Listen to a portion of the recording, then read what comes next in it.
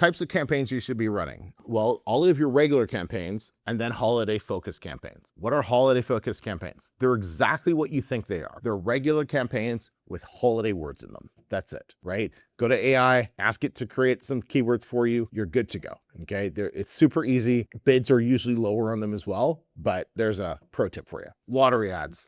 We talk about lottery ads a lot on this channel. Lottery ads will print you money, especially for those of you just starting off. And for this first Q4, lottery ads will be printing you money. So just make sure you've been using your lottery ads. They take a few months to get going, but when they do, especially in Q4, they're just wonderful. And then, and this is a big one, monitor your ads daily. In one day, you will get a week's worth of ad data in one day. So you have to be ready to monitor your ads every single day.